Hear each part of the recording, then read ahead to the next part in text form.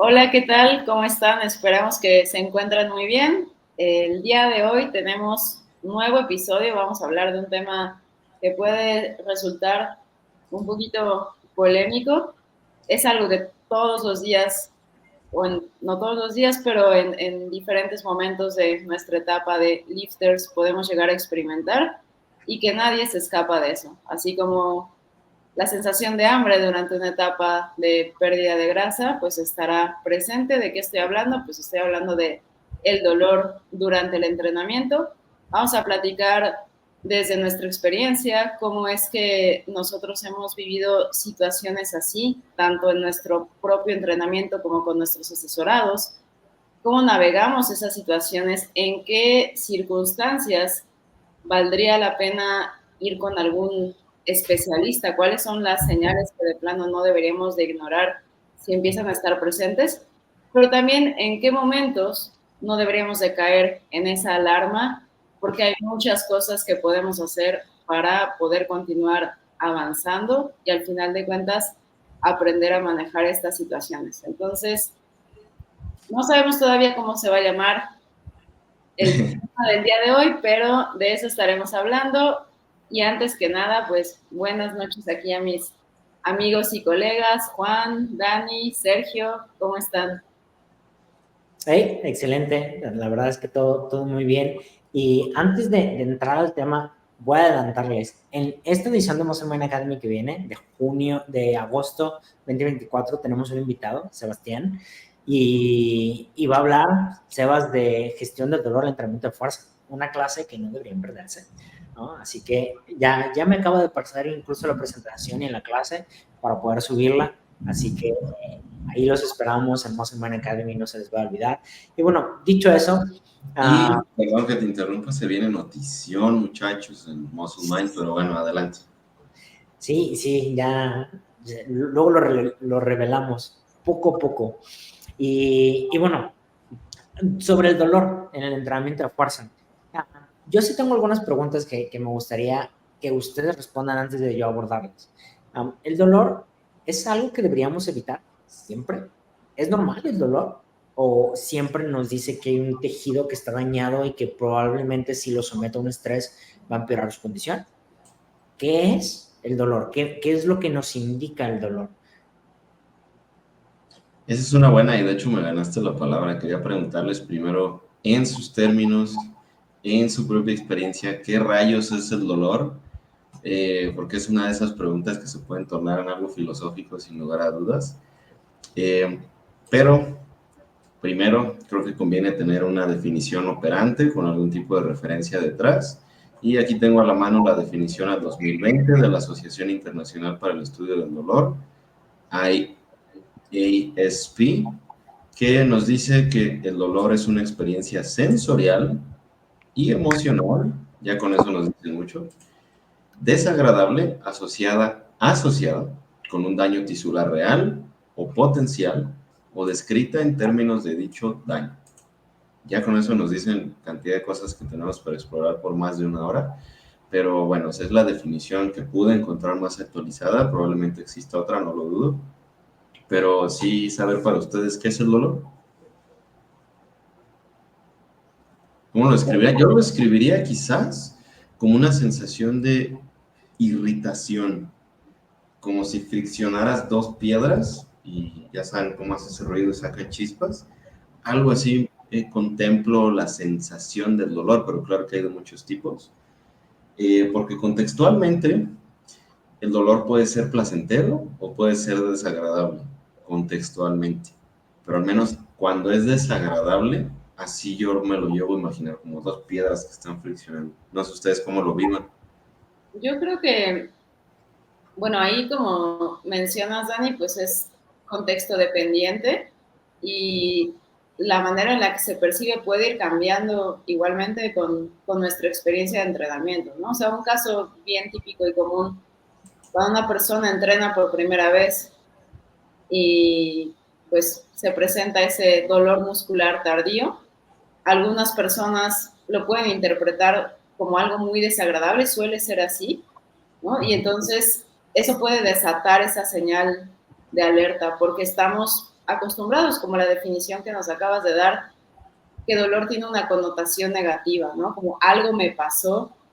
Yo lo describiría como una sensación que llama nuestra atención hacia un tejido en concreto, hacia una zona de nuestro cuerpo en concreta, y que puede o no ser positivo dependiendo de el contexto, ¿no? O sea, por ejemplo, yo hoy en día si siento dolor muscular en los isquios a la hora de hacer o después de haber hecho un peso muerto rumano, ya no lo interpreto como algo negativo, pero probablemente en mis inicios sí era así. Ahora, cuando yo pienso en dolor articular, ¿no? Entonces sí hay más esa connotación negativa porque pues tenemos esta idea de que, bueno, pues las articulaciones son, a diferencia de los músculos, no tienen esa tolerancia a las cargas y es algo que en teoría deberíamos de evitar. Así es como yo lo entiendo. Y hablando específicamente en el entrenamiento, creo que es eso, ¿no? Tratar como que de clasificar o distinguir los diferentes tipos de dolor a los que te puedes encontrar, ¿no? Si es durante la sesión, después de la sesión, no si es ese dolor que sigue de manera persistente. Y es algo que, como mencionabas, Lau, cuando eres principiante, pues es esas DOMS, ¿no? Ese dolorcillo ahí de aparición tardía, es como, oye, me está doliendo aquí, creo que lo hice mal, ¿no? Cuando realmente pues es una respuesta del músculo que recibió ese estímulo. Y ahorita tengo presente eso que te preguntaba, ¿no, Doc? Esa parte de, oye, ese peso muerto me duele la espalda al siguiente día, ¿no? Entonces, sí, cuando eres principiante es como, uy, muy probablemente lo hice mal, o quizá la técnica no fue la correcta, ¿no?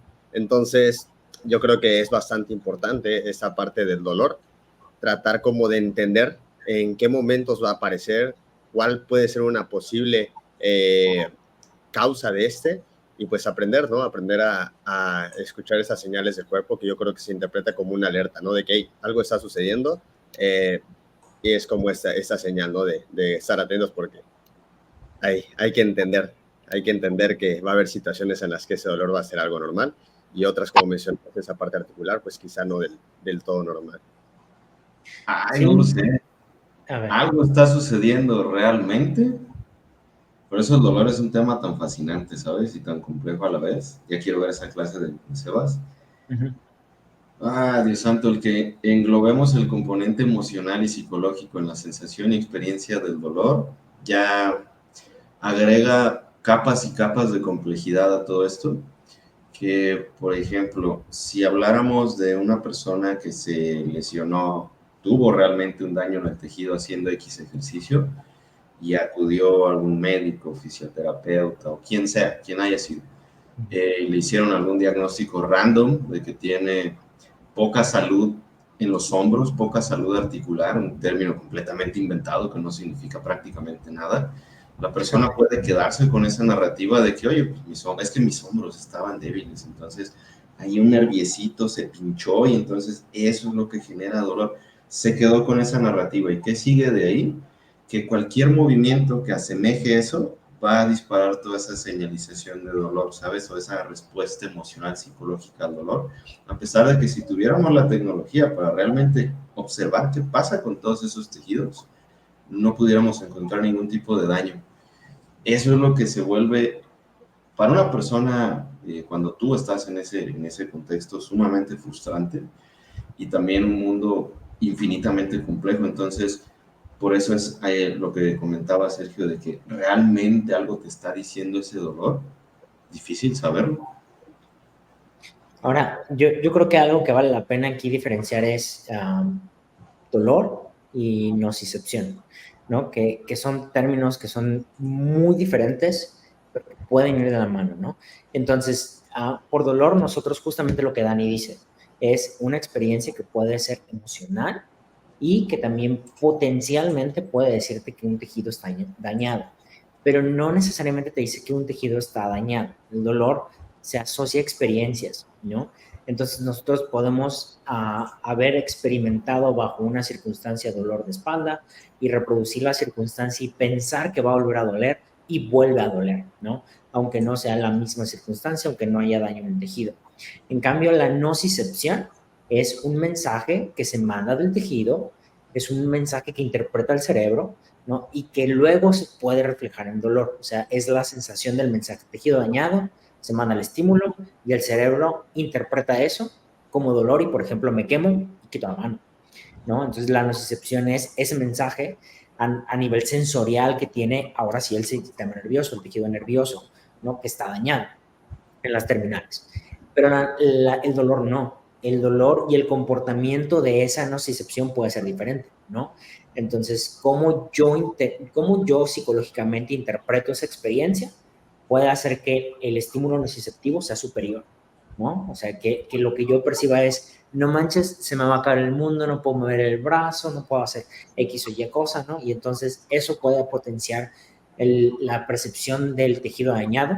Y no sé si les pasa que un estímulo o más bien un mensaje no, bueno, tiene que pasarles, pero si se corta la boca, algo de la boca, es una herida enorme, ¿no? Pero no es una herida enorme. O sea, puede ser un piquito y se siente gigante. Y entonces eso mismo puede ser nada más que en vez de un estímulo nociceptivo que parece que abarca mucho, es la idea que tengo sobre qué tan grave es esto. Entonces, eso pasa mucho con el peso muerto, ¿verdad? El dolor de espalda. El dolor de espalda pasa mucho, ya es el peor de los casos, no voy a poder seguir entrenando, me van a tener que operar, esto va a ser una hernia, y es completamente falso. Simplemente es un factor psicosocial que nos ha encaminado a decir no deberías estar teniendo dolor de espalda baja, porque si no te vas a incapacitar y vas a terminar en cirugía. ¿Eso es cierto? No necesariamente. Además, nosotros sí pensamos en el dolor como la nocicepción. O sea, pensamos, o bueno, la idea genérica es esa, que si hay un tejido dañado, se transmite el dolor y siempre que hay dolor es porque hay un tejido dañado, ¿no? Y entonces esa es la idea básica de la mayoría de las personas y esto no siempre es real, ¿no? O sea, no es mentira, solamente no es siempre cierto. Y es cuando tenemos que explorar el comportamiento del dolor, cómo es que se comporta el dolor en ciertas circunstancias para saber cómo podemos abordarlo. Y eso que dices también de, o sea, no necesariamente que haya dolor significa que hay un daño y viceversa, no siempre que hay un daño va a haber dolor, ¿no?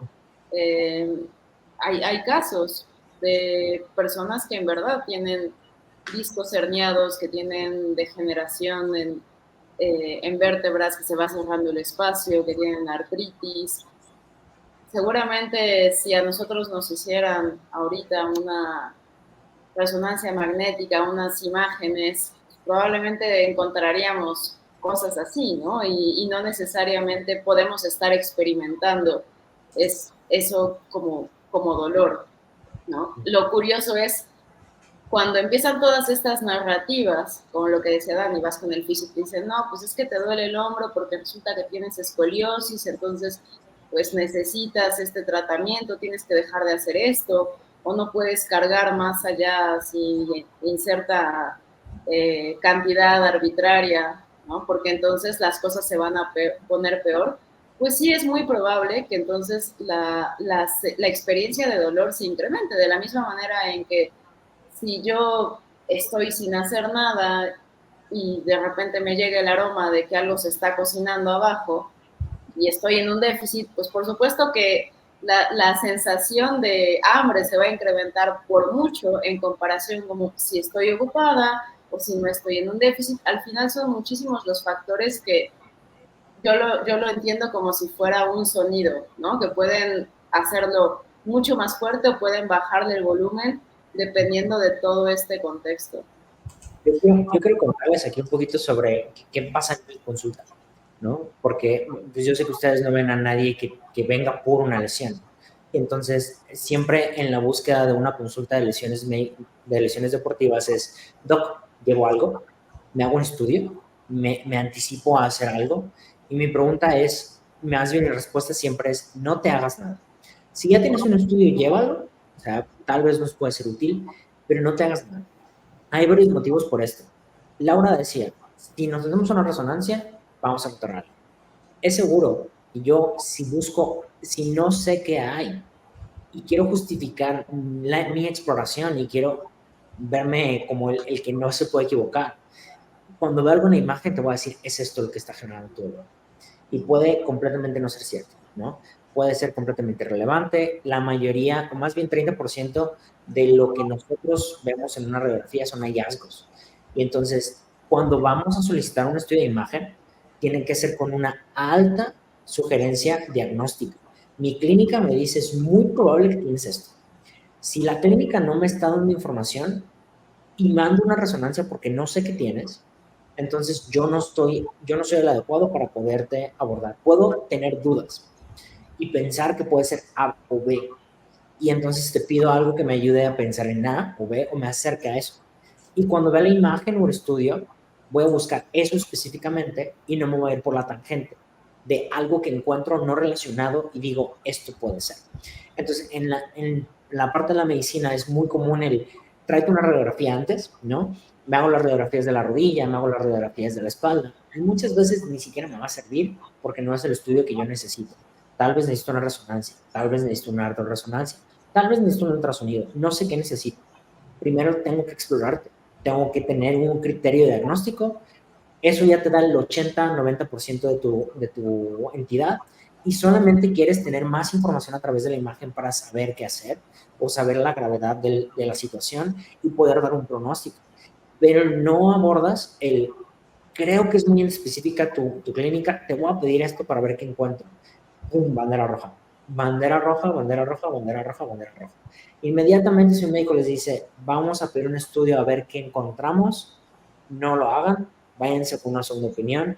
Tiene que haber un muy alto criterio clínico para decir, creo que es esto, y este estudio nos puede servir para descartarlo o apoyarlo, ¿no? Y eso es como en mi experiencia como médico, eso es lo que más comúnmente me pasa en lesiones.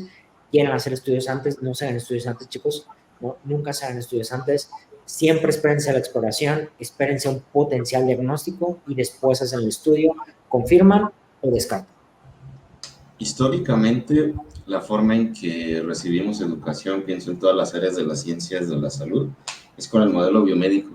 El modelo biomédico lo que busca, o digamos su intención, es establecer relaciones causales.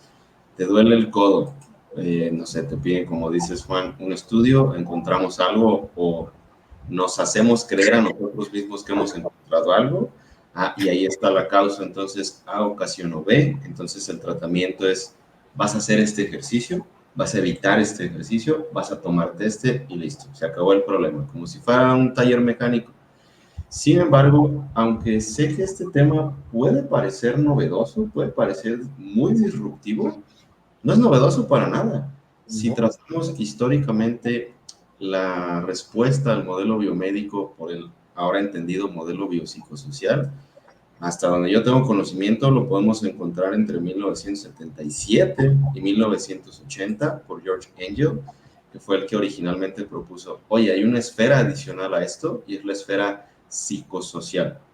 ¿Qué significa esto? Que no podemos simplemente establecer una relación causal, por ejemplo, en este caso, el dolor y una lesión o el dolor y un daño, porque tenemos un componente, por decirlo así, humano, que es en donde la medicina se convierte en algo humanista, en donde tenemos esa perspectiva, en donde también las experiencias emocionales, psicológicas, las narrativas que tenemos en torno al dolor en este contexto, van a impactar en cómo una persona experimenta ese dolor.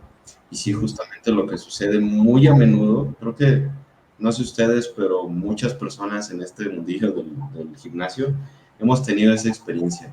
Un dolor, una molestia, inmediatamente en nuestra cabeza es una lesión, me lesioné. Ya vamos con esta idea con algún profesional, nos hace algunas pruebas, nos manda estudios, en mi caso fueron ultrasonidos, cuando estaba bien quebrado, pero pues de alguna manera traté de sacarlo, me lo saqué el bendito ultrasonido. No recuerdo, ni siquiera recuerdo el diagnóstico, pero el caso es que fui con varios fisioterapeutas y todos me decían algo diferente. Y en algún momento, pues, algo sucedió y te lastimaste, evita esto. Que nunca me quedó del todo claro qué fue lo que pasó, pero lo que sí es que persistía el dolor, una frustración que ni les cuento. Entonces, ese ocasionó B, lleva consigo todo el componente psicosocial, en donde ahora yo he aceptado esa narrativa, el cómo se me habló del dolor que estoy experimentando, el qué estoy haciendo para no sentir dolor, la expectativa que yo tengo, porque muchas veces nosotros iríamos pensando, si nos pregunta el médico, oye, ¿qué objetivo tienes? ¿En qué puedo ayudarte? Pues quiero no sentir este dolor. Ya desde ahí vamos perdiendo, porque no se trata de eso. Estamos comprendiendo el dolor como algo completamente adverso que tiene que ser evitado, porque si lo llegas a experimentar, eso es malo porque tu tejido está dañado. Y si lo llegas a sentir en el gimnasio, peor cosa. Entonces, lo que este modelo nos propone es lo complejo que puede llegar a ser, y como algo que a mí se me hace también sumamente interesante es cómo el lenguaje impacta en la propia experiencia del dolor, en cómo tú comunicas todo esto, ya sea con tus pacientes, con tus amigos, contigo mismo, la narrativa que tú llevas, eso puede impactar en el dolor. Pero aquí el punto clave que quería comentar en relaciones, primero, que aunque lo parezca, no es nada nuevo, pero sí vamos bastante atrasados en este tema. Pienso porque es bien disruptivo. Estamos tan acostumbrados a pensar que me duele aquí, te lastimaste, haciendo tus benditos preces militares, ¿no? Y el que alguien te diga que es probable que no te duela por eso, sino por muchísimos otros factores, es como que difícil de entender, difícil de cachar, así como, ¿lo estoy entendiendo bien? ¿Realmente el dolor puede ser tan complejo? Y sí, y quizás por eso es que ha tardado tanto en como que llegar al mainstream todo este asunto. Y lo otro es cómo nos contamos nuestras historias acerca del dolor, que fue una de las conversaciones de hace algún tiempo que tuvimos con Lau en su momento, cuando compartía, por ejemplo, notas de mi logbook de entrenamiento y donde ponía el dolor a la mitad entre sensaciones buenas y malas. Decidí ponerlo justo a la mitad, porque me dije a mí mismo, esto no es ni bueno ni malo, acéptalo, pero no lo clasifiques porque ya desde ahí eso puede alterar la misma percepción, pero sí necesitas hacerle caso de alguna manera. Entonces es un punto medio difícil de encontrar, difícil de entender, porque biopsicosocial sigue teniendo bio. No podemos desechar, entonces todo el dolor me lo estoy imaginando, ¿no? No. Pero tampoco podemos decir, el dolor entonces fue causado porque redondeaste la espalda en el caso muerto rumano, o tus rodillas pasaron las punteras. Y es ahí donde las cosas se vuelven un auténtico dolor de cabeza. Y lo peor para mí, y el por qué para mí personalmente es tan importante hablar de estos temas lo más que se pueda, es porque generan miedo al movimiento, generan aversión a ir al gimnasio y volverte fuertes, y disminuyen tu calidad de vida bien feo. Justo ahorita, aprovechando, Dani, esta parte que mencionas de cuál es la narrativa con tus familiares, con tus clientes, a mí me llama mucho la atención y me gustaría saber de su parte, de los tres, cómo llevan a cabo esta parte, ¿no? Cuando llega algún cliente nuevo con ustedes y, digo, en mi caso me ha pasado bastante que es como de ley llegan con, oye, ¿sabes qué? Mi rodilla me duele bastante, ¿no? Hago este ejercicio, me duele el codo, me duele el hombro. ¿Cuál es como tal su abordaje cuando se presentan esas situaciones? Bueno, es que sí depende mucho cómo ves al paciente, ¿no? O sea, hay pacientes que son un poco más aprensivos, otros que son un poco menos, y lo primero es el escucho, ¿no? O sea, platícame, y una vez que te dan el contexto es, ok, te entiendo, vamos a tratar de abordar tu dolor de la mejor manera, ¿no? Necesito que me platiques qué es lo que sientes, les comparto una escala, ¿no? En esta escala para poder entender un poco mejor. Hay veces que me comparten nada más algunos detalles como, oye, es que me duele más si hago esto, ¿no? Es que siento presión si hago esto. Pero aunque es una forma de describir el dolor, no me sirve. No sé cuánto para ti es eso, ¿no? O en qué escala puedo interpretarlo para decir si es algo que puede potencialmente ser negativo a nivel de tejido, por ejemplo, ¿no? O incluso social, pero si es muy grande, empiezo a prestarle mucha más atención que si es muy pequeño. Lo que sí me gusta dejarles muy claro es, no te estoy ignorando, pero tal vez no vamos a tratar de exacerbar, más bien de, ¿cómo se dice? Cuando le das sobre enfatizar, ¿no? De enfatizar de más el dolor, o sea, no quiero a que pienses que es algo grave, inherentemente malo, que no debes sentir nunca dolor, pero quiero que sepas que no lo vamos a ignorar, lo vamos a atender, vamos a ver cómo se comporta. Si nosotros tenemos miedo al dolor, es muy probable que no nos vaya a dejar regresar pronto o que cada vez vaya a ser que hagas menos y menos y menos y menos, ¿no? Entonces es el te escucho, mira, necesito que me ayudes a interpretarlo de esta manera, te comparto una escala y luego, si me permites, una vez que ya te escuché, déjame, te comparto qué es lo que hago con mis demás clientes, cómo es que abordo el dolor. A la mayoría le ha ido bien, la mayoría ha tenido una respuesta favorable cuando utilizamos este abordaje. ¿Te gustaría que intentemos hacer esto a pesar de que se presente el dolor? Siempre dándole la importancia a él o a ella, ¿no? Porque es muy común me estás ignorando, estás diciendo que no le hagas caso al dolor. Yo nunca digo que no le hagas caso al dolor, vamos a ver cómo se comporta. Si nunca dejamos que se presente y nunca lo evaluamos, nunca vamos a saber qué pasa, ¿no? Y entonces, porque veo las notas luego en la plataforma y me dicen, es que me dolió esto y lo dejé de hacer, ¿no? Entonces, no está mal de entrada si no sabes qué es lo que tienes. Es una buena idea el decir, voy a reservar, voy a hablarlo contigo y una vez que lo hable, entonces decido. Y entonces lo hablamos y, a ver, ahora sí, cuéntame cómo estuvo, ya lo escucho y dejamos este abordaje, vamos a evaluarlo, vamos a ver cómo se comporta, hasta dónde lo que me estás platicando creo que no es grave, creo que no va a requerir una atención adicional ni una consulta específica para esto, ¿no? Tengo como esa idea. Cuando ya veo que es potencialmente algo que requiere atención médica, sí les digo que necesitamos una consulta o que alguien los vea y se atienda, ¿no? Pero bueno, yo creo que esa ya es la parte del criterio médico un poquito, pero en la parte genérica, lo que la mayoría te reporta de me duele un poquito el codo cuando hago extensión de tríceps, ¿no? Me duele un poquito la rodilla cuando bajo muy profundo. Entonces trato de ir evaluando el dolor para ayudarles a o haz menos rango o bájale de peso, ¿no? Pero vamos viendo primero cómo se comporta, ¿no? Ya las modificaciones, que si quieren entramos a eso, que hay que hacer alrededor del dolor para entrenar, son muchas, ¿no? Tenemos desde el número de repeticiones, tenemos desde intensidad, tenemos rango de movimiento, tenemos manipulación del patrón del ejercicio, ¿no? Que en vez de las puntas adelante, las puntas a un lado, que en vez de la rodilla no dejar que colapse, dejar que colapse, ¿no? O sea, depende cuál sea el contexto de esa persona. Muchas veces el intentar hacerlo bien es lo que te está generando dolor. Deja de intentar hacerlo bien, ¿no? Hazlo como para ti es cómodo. Pero bueno, ya las manipulaciones creo que es algo que podemos abordar un poquito más adelante. No sé si a eso te referías. Justo, le diste, sin duda, por algo eres el máster ahí. Sí, me...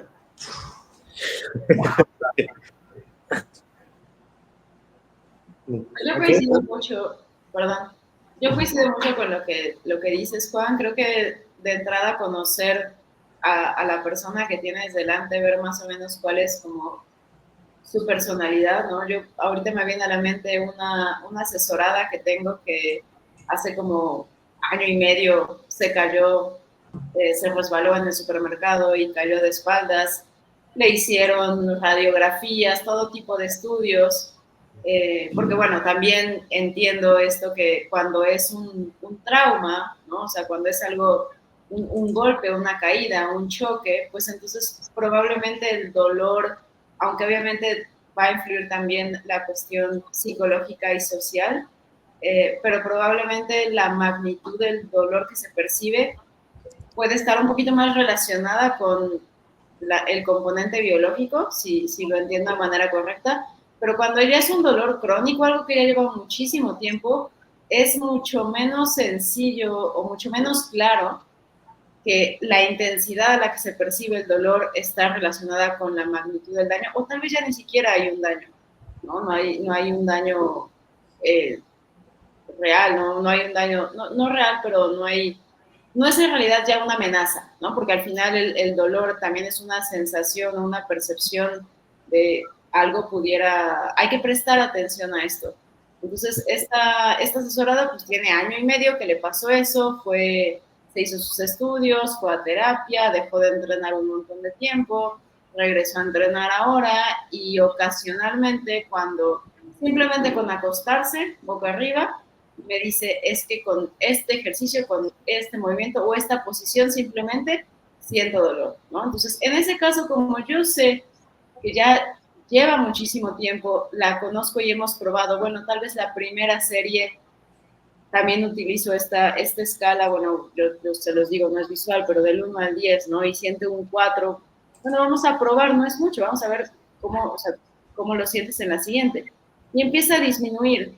¿no? Entonces yo ya sé que con ella, pues, es una cuestión de exposición gradual y conforme se va exponiendo y ella se va dando cuenta que en realidad las cosas no empeoran, sino que al contrario, cada vez puede hacer más cosas, movimientos que había dejado de hacer, porque llegó un punto en el que ya ni siquiera quería, o sea, se dormía de lado, no podía dormir porque no quería que en algún momento estando dormida se pusiera boca arriba, ¿no? Y cuando ya empieza a impactar de esa manera la calidad de vida, empiezas a dejar de hacer tantos movimientos, pues entonces creo que no, creo que ahí la parte de la educación y tratar de, pues de mostrar lo que mencionaba Dani, o sea, al final no es solamente daño lo que puede estar presente, son un montón de cosas y que hay alternativas, que es lo que tú mencionabas, Juan, y que pues hablaremos ahora con las modificaciones. Hay infinidad de formas con las que podemos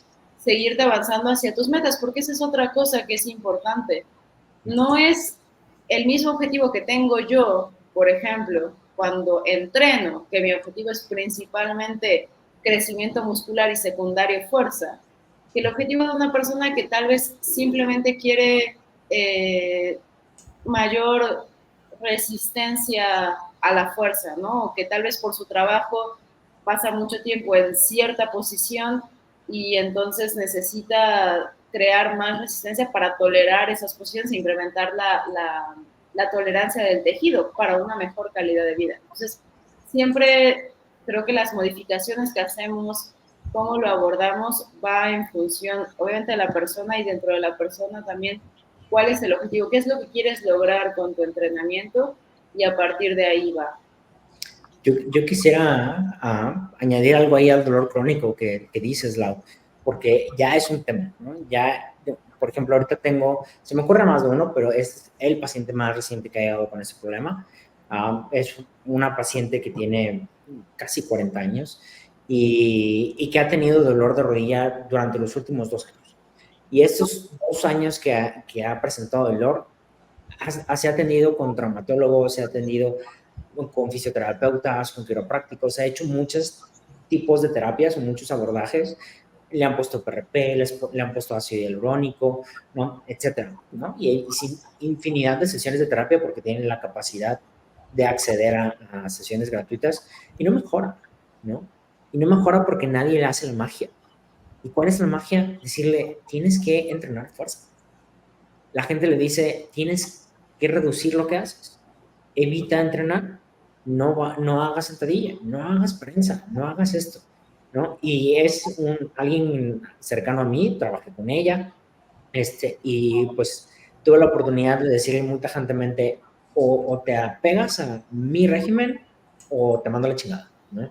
Porque al final sé que es complicado poder tratar con esto y si vas y te entiendes con esta persona y con aquella y con la otra y como conozco muchos médicos puedo preguntarles a todos, va a ser un caos. Así que lo dejé muy claro, es conmigo, nada más conmigo, platicas conmigo, eso sí, la escucho mucho, veo cómo se siente, me platica sus inseguridades, ¿no? Y trato de calmarla en qué es lo que puede sentir. Y una vez que entienden que puede sentir dolor y que el dolor no siempre es algo negativo y que a veces es necesario en cierto grado, ¿no? Especialmente cuando tienes 2 años de dolor crónico y no te encuentran una entidad, ¿no? Ya no sospechas en un tejido dañado, sospechas en un dolor nociplástico. Totalmente es tu idea. Tú estás generando este dolor, ¿no? Entonces tenemos que hacer lo posible porque empieces a ver que la exposición a ciertas cosas no generan gravedad y vas mejorando. Y ha mejorado sus cargas, ha mejorado su rango de movimiento, ha perdido el miedo a cargar un poco más de peso de lo que hacía, ¿no? Y empieza a entender que es normal tener cosas. Y su calidad de vida empieza a cambiar con unas semanas de entrenamiento y con unas semanas de retroalimentación y con unas semanas de plática. Porque lo que no tuvo con nadie es entrena fuerza y cuéntame, te escucho, ¿no? Y una vez que eso está, que es lo que venden en muchos charlatanes. En muchos charlatanes te escuchan. Y es la única gran diferencia que tienen, te hace sentir que te entienden, que estás en el lugar adecuado, que puedes ser escuchado y que valen tus opiniones y tu percepción. Y eso es lo que a muchos médicos les falta, hacerle ver al paciente que no te ignoro, pero ayúdame a ayudarte. Entonces me platicas, te doy el contexto, mira, esto es lo que esperamos, y creo que el contexto es bastante bueno, ha mejorado mucho, pero sí quiero dejarlo tengo muchos pacientes que vienen tengo 3 años que me he tratado con muchas cosas, y nada funciona.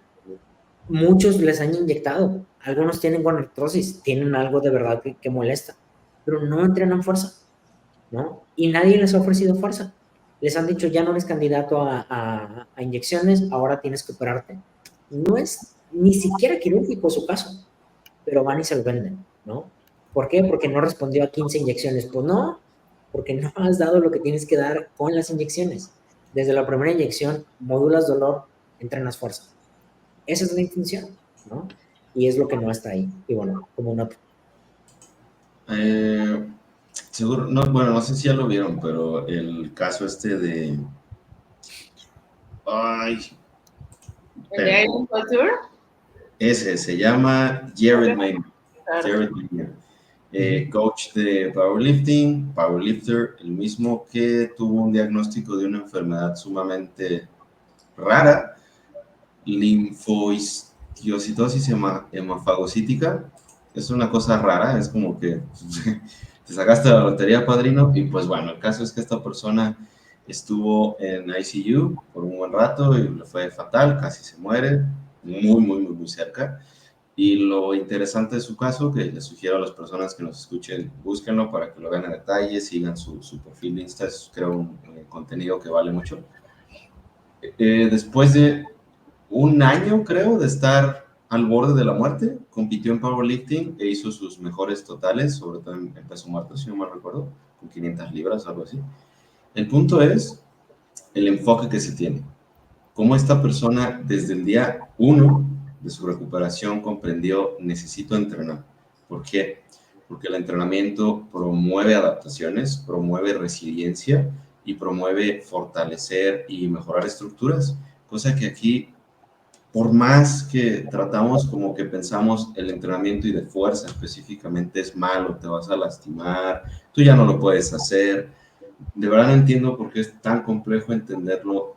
Hazlo para que te vuelvas más fuerte, para que tus tejidos se fortalezcan, para que tengas resiliencia psicológica, un montón de beneficios que también podemos hablar en algún otro episodio, pero a lo que voy es, ese punto de partida de la necesidad de entrenamiento se sigue pasando por alto y se piensan en cantidad de cosas como inyecciones, como lo comentabas, Doc, de veto a saber qué, cirugías de veto a saber qué, con alguna especie de fundamento por ahí sacado de sabe Dios dónde, que ok, lo puedes justificar de alguna manera buscando ciencia donde tú quieras, porque no se puede en este mundo, o medicamentos, por supuesto, cantidades industriales, ¿no?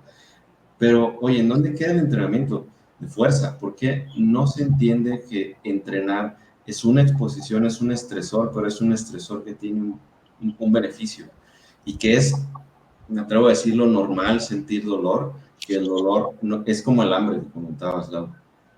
Hay personas que en cuanto sienten hambre, emergencia, ¿no? Esto está mal, se pide hambre. Hipoglucemia. Exactamente, a pesar de que desayunaron hace 3 horas, es como que, hermano, por Dios, o sentir dolor es algo así como que dolor, molestia, lesión, fin del mundo, ya ves, no tuve que haber hecho esa sentadilla, ya valió.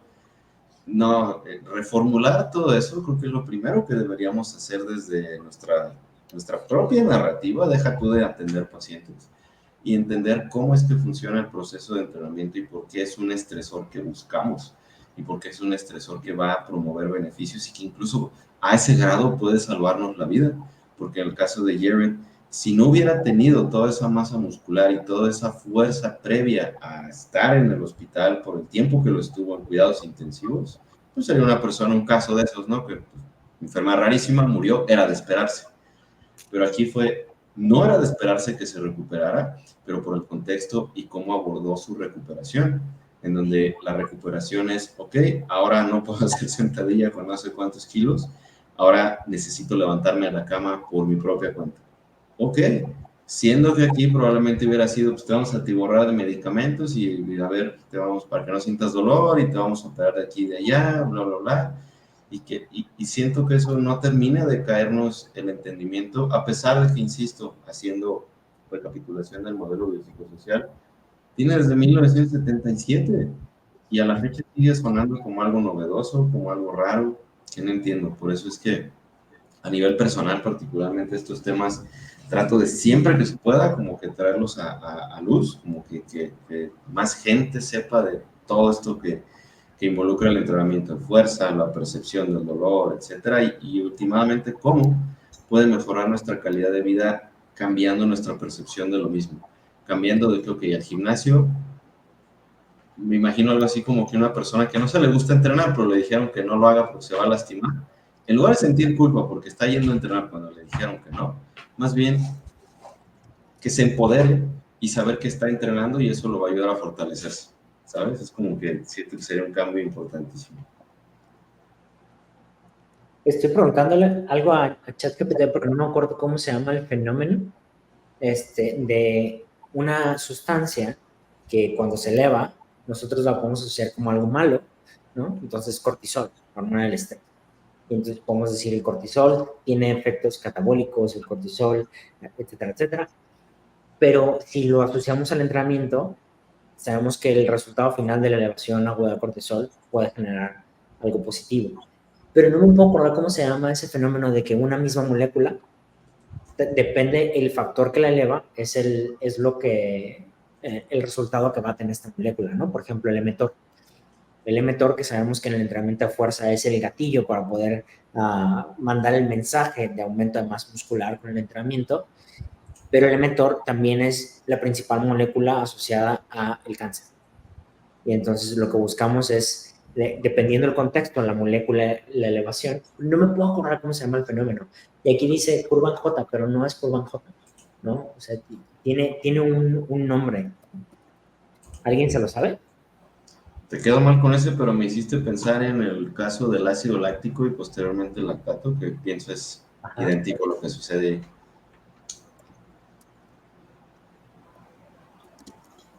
Voy a ver si me lo da y ahorita les digo si sí existe. Hormesis, no, creo que tampoco, ¿no?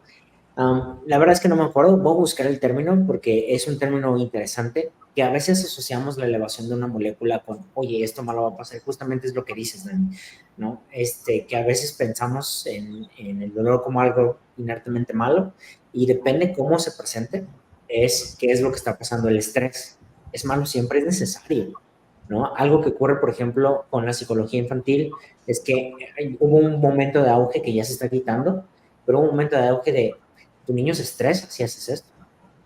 Pues tiene que estresar, es normal. O sea, tu niño tiene que tener exposición a distintos tipos de experiencias para poder desarrollarse adecuadamente y poder controlar sus emociones. Tiene que conocer la tristeza, la alegría, el enfado, el enojo, la frustración. Tiene que conocer todo para saber qué es cada emoción y saber cómo manejarlas. Pero si quieres que todo sea perfecto para tu niño y que nunca se estrese, pues entonces no vamos a llegar a ningún lado. Y justo lo que decías de el estresor, les pides mucho, Dani, pensar que el entrenamiento de fuerza, si quieren que no se eleve el cortisol por tomar café, no, solo por tomar café, ahora es malo que se eleve el cortisol en la mañana. O sea, de verdad, Lo he escuchado mucho. Sí. Tuve un paciente justamente eso que de hecho me abordó en el gimnasio porque le habían dicho que tenía el cortisol elevado y eso la preocupó. En el momento, pues obviamente no digo nada, pero es así como que, cabrón. es como si fue a consulta porque tengo hambre. Oye, híjole, me siento mal, traigo aquí como una sensación. Es como estas redes sociales, güey, que dicen, vamos a ver cómo se comporta mi glucosa, así como esto y yo. Güey, no mames.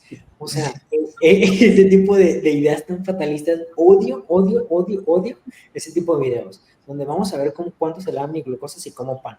Ahora voy a comer pepperoni y luego pan. A ver cómo, no mames. O sea, se me hace tan absurdo esa forma de tratar de abordarlo y tienen cientos de miles de likes, ¿no? Y me sorprende de verdad cómo es que la gente se crea estas patrañas, ¿no? O sea, el no poder conocer en principio que, o sea, por algo tenemos insulina en el cuerpo, o sea, se tiene que producir, es normal, no es el malo del cuento.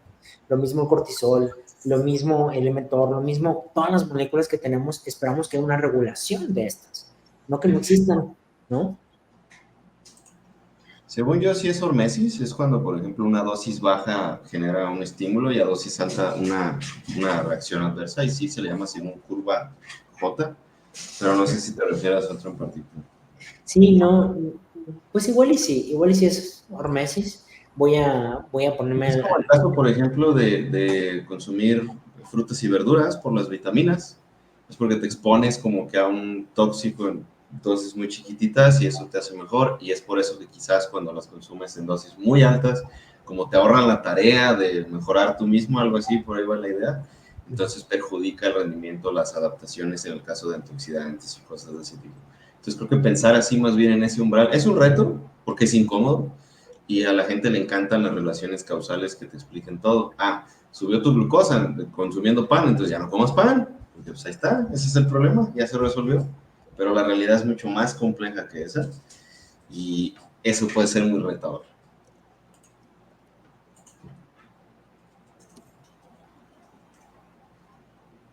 Yo sigo preguntando a la ChatGPT a ver si es cierto. Sí, el término correcto es hormesis. Ajá. Sí, ¿verdad? Según yo sí era así. Sí, sí es el término correcto, ¿no? Ya le pregunté directamente, por ejemplo, en mTOR, ¿no? Si se aumenta en cáncer o si se aumenta en entrenamiento de fuerza, y sí, el término correcto es hormesis, el cual hace esto, en relación dosis-respuesta caracterizada por un efecto beneficioso a bajas dosis y perjudicial a dosis altas, ¿no? Justamente. Y pues ya, entonces sí esperamos que esto ocurra. Ahora, pasamos a las modificaciones, ¿no? ¿Qué es lo que haríamos en cambios de, por ejemplo, en el entrenamiento? Tenemos muchas cosas que podemos hacer, ¿no? De entrada, si, por ejemplo, depende qué paciente sea, si es un paciente que no se dedica a la competición y que no está casado con un tipo de ejercicio, cambia el ejercicio. No, es que este ejercicio me duele, pues no lo hagas. O sea, cambiamos el ejercicio. No tiene nada de malo. Ahora, no significa que no lo puedo volver a meter. No es es que yo de repente ya estoy diciendo que el ejercicio es malo porque te digo que lo cambies. Es que creo que no tengo necesidad de someterte a una experiencia negativa en el entrenamiento de fuerza, cuando tal vez ni siquiera entiendo cómo tú entiendes el dolor, que eso también puede ser viable, y decirte, no es necesario que te expongas a algo que te genera molestia ahorita, vamos a escoger un ejercicio que no te genera dolor, y luego vemos cómo cambiamos o retomamos el otro ejercicio, introduciéndolo poco a poco. No es este ejercicio no es bueno para ti, no va para ti, no deberías hacerlo tú, no le veo necesidad si no eres powerlifting y tienes que hacer un gesto motor específico, o si no eres halterofilista y tienes que hacer un gesto motor específico. No, especialmente si son músculos accesorios, yo diría, no vale la pena que a fuerza tengas que hacer un press francés, ¿no? Y que a fuerza tengas que hacer no sé, una copa a una mano o una copa a dos manos. No le veo necesidad de decir, es que soy conservador y es normal que tengas dolor. También creo que tenemos que tener que estar el momento de decir cuándo hay que sí exponerte al dolor y cuándo podemos decir, no es necesario exponerte, luego vemos si incorporando en otro momento no hay dolor y ya, ¿no? Entonces yo de entrada diría, si el ejercicio no es indispensable para esta persona, no es algo que le encante y no es algo que te pide y que te dice me gusta mucho, pero me he limitado, lo quitamos. Pongo otro y luego lo volvemos a introducir en una segunda oportunidad mientras hago el cambio del ejercicio. Ese es mi abordaje inicial, no sé ustedes. Yo por ahora los dejo, tengo una clase ahorita nocturna, pero me chutaré el episodio para ver las demás recomendaciones y tomar nota. Vale. Los Dale, estoy dale. viendo pronto y gracias a todas las personas que nos escuchan. Gracias también por estar con Hypertrophy. Ya saben que siempre es un honor y nos estamos viendo pronto. Bonita noche. Bye. Pues yo, igual que tú, Juan, coincido, no hay ejercicio obligatorio. Sí, en lo personal, tal vez es porque, no sé, yo entreno con equipo limitado y a veces no hay como tantísimas opciones. Y con algunos asesorados también es el caso. Entonces, cambiar el ejercicio no es mi primera opción. Antes de eso suelo pasar por, vamos a modificar el rango de repeticiones, vamos a modificar el rango de movimiento, o sea, descríbeme un poquito más dónde lo sientes, o sea, es desde el inicio de la serie, bueno, probablemente sí vamos a cambiar el ejercicio, pero es tal vez ya hasta el final, tal vez es solamente en una parte del rango, y eso no solamente porque pues, la disponibilidad del equipo, creo que también hay algo de utilidad en es muy padre cuando, o yo en lo personal me gusta cuando pues, tal vez algo te molestaba un poco y después lo vuelves a hacer al poco tiempo o en el mismo entrenamiento y te das cuenta que ya no. O sea, como que eso incrementa la resiliencia de la persona y la confianza cuando se puede. Ahora, si igual calibrándolo a partir de la personalidad de cada uno, si considero que es una persona que probablemente es un poquito más aprensiva y no le va a hacer bien, al contrario, le puede incrementar la sensibilidad del mantener ese ejercicio, pues lo cambiamos y no hay ningún problema. Pero sí solo antes de eso modificar quizá el rango de repeticiones, el rango de movimiento, utilizar de pronto pausas o modificar ligeramente la posición, ¿no? Con esta asesorada que platicaba también tiene dolor de rodilla, entonces casi siempre nos pasa que si empieza a tener dolor de rodilla, no sé, al hacer sentadilla o sentadilla dividida, modificar un poquito el grado de rotación externa e interna hace la diferencia. Entonces, eso es lo que yo hago. Sí, justo esa parte de pues en primero entrar en contexto, ¿no? Con la persona, ver un poco la ejecución del cómo lo está realizando, ¿no? Que a veces lo que comentaba, ¿no? Esa parte de querer hacerlo de la manera correcta, pues al final para la persona no lo es, ¿no? Entonces, hacer esos ajustes tan solo como el rango de movimiento. Oye, cuando llegas, ¿hasta qué punto es donde te duele? Cuando haces el rango completo, un poquito antes, oye, a ver, ayúdame a cortar ese rango de movimiento, ¿no? Evaluar esto principalmente a partir de, obviamente, esta evaluación de la técnica como tal y pues entender, ¿no? Entender cómo se siente la persona. Y ya con esto, algo que yo antes no tenía mucho en cuenta, pues era esta parte igual de buscas en el entrenamiento tener esta longevidad, ¿no? Que realmente, al final, si hablamos hasta cierto punto de periodización, de planificación, pues tiene ciertos grupos musculares prioritarios, entonces va a llegar un punto donde, pues quizá vale la pena hacer una rotación, ¿no? Hasta cierto punto como, oye, ya le presté mucha atención a esto, ya me enfoqué bastante aquí. Oye, quizás sea interesante hacer cierto rotación de ejercicios, ¿no? O sea, para darle, por ejemplo, esa parte que comentabas, Doc, esa parte de, pues, hay ejercicios accesorios que es como, oye, pues si me duele, es como, oye, pues no es 100% necesario que realmente realice este ejercicio, pero sí yo creo que he visto bastante mejora en cuestión del cómo lo percibe la persona a partir de hacer la modificación en los rangos de movimiento, en el rango de repeticiones, quizás bajar un poquito el rango o aumentarlo para disminuir la carga. Estos dos han ayudado bastante y pues siempre ponerlo realmente en práctica, ¿no? Que se evalúe y es como, ok, lo que mencionabas, Lau, me gusta de repente ver en los feedbacks esa parte como de, oye, este era un ejercicio que al inicio me daba miedo, tenía cierta sensación como de dolor, como, no me sentía seguro, y ahora es como, oye, me gusta, disfruto hacer ese ejercicio. En un principio era algo que me costaba mucho trabajo y ahora es algo que disfruto hacer porque he podido progresar en el mismo. Creo que igual también tener en cuenta esa parte de la sobrecarga progresiva, ¿no? En qué momento se hacen estos aumentos de carga, qué tanto vas a aumentar, ¿no? Tener al final en cuenta esto también ayuda bastante. Yo creo que algo que nos falta mencionar por ahí es, tal vez no siempre lo consideramos así, pero a veces en el ejercicio me duele después de un punto. No necesariamente después de un rango de repetición, sino cuando hago X carga relativa, ¿no? Si estoy haciendo, no sé, 2 en reserva con capacidad de 10 y voy en las 6, me duele. Pero si hago 5 no me duele. O tal vez me duele en la segunda serie. O tal vez me duele cuando hago 3 series, pero no me duele cuando hago 2, ¿no? Entonces, esos son pequeños detalles que no siempre tengo que modificar el rango y me pueden permitir mejorar con el número de series que tienes de exposición actuales en el mismo rango. Entonces, tal vez es, ok, entonces te alejo un poco más del fallo, ¿no? Porque tal vez es la fatiga lo que hace que puedas experimentar el grado de dolor, ¿no? O el grado de estrés que va teniendo el tejido en ese momento.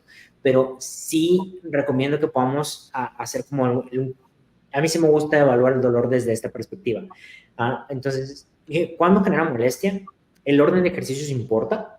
Es lo mismo si haces este ejercicio primero, segundo, tercero. A veces cuando lo haces primero no duele, pero cuando lo haces segundo sí duele cuando es del mismo grupo muscular. A veces me duele cuando hago 2 series o 3 o 4, pero si hago 1 o 2 no hay dolor. y no tengo que manipular todo el ejercicio y puedo dejar una exposición si es que el ejercicio lo quiero dejar, ¿no? Entonces, al explorar el dolor, tenemos que explorar todas las variables que tengo en el entrenamiento de fuerza. ¿Y qué es todas las variables? Tengo tempo, ¿no? Entonces, lo estoy haciendo explosivo, lo estoy haciendo controlado, estoy haciendo más lenta la excéntrica, estoy haciendo más rápido la excéntrica, ¿no? Y entonces, a veces puedo manipular todos los pequeños detalles. Y si estás viendo la serie, también ya tienes el feeling, ¿no? Estás viendo la serie y dices, oye, es que veo que la excéntrica se ve rápida, pero no se ve controlada, ¿no? Y entonces, como la veo con poco control, vamos a hacerlo más lento, ¿no? Y eso puede ser suficiente. O a veces es ¿qué te parece si empezamos? Porque me duele cuando voy a empezar a subir, ok, ¿qué te parece si lo hacemos un poco más lento al momento de subir, ¿no? Con menos carga, que lo hagas un poco más consciente. Y fíjate que hice eso y sí, puede hacer que no hubiera dolor.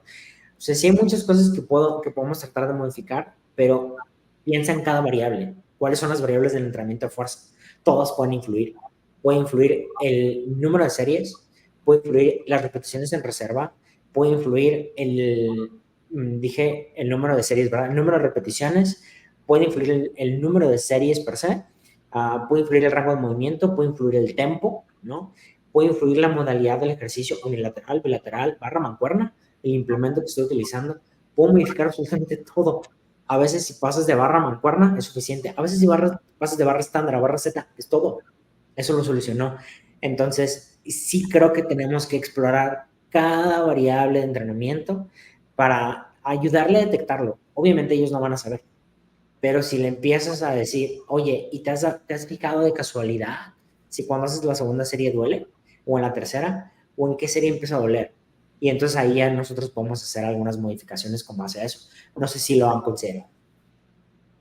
Sí, claro, pues es encontrar como un punto de partida, ¿no? O sea, que hasta dónde, qué es lo más similar que podemos hacer a lo que estabas haciendo previo y partimos de ahí. A partir de ahí empezamos a construir y la respuesta puede estar entre una o la combinación de varias de esas variables. Pero creo que da mucha tranquilidad para las personas saber, híjole, no, o sea, no quiere decir que no tengo que dejar de entrenar, no quiere decir que ya tengo que descansar 6 meses o un año, me tengo que hacer imágenes, sino están todos estos pasos antes que podemos modificar y que pueden hacer no solamente que el dolor disminuya, seas más tolerable, sino que construyes esa tolerancia y además sigas avanzando hacia tus objetivos, porque al final por eso están con nosotros.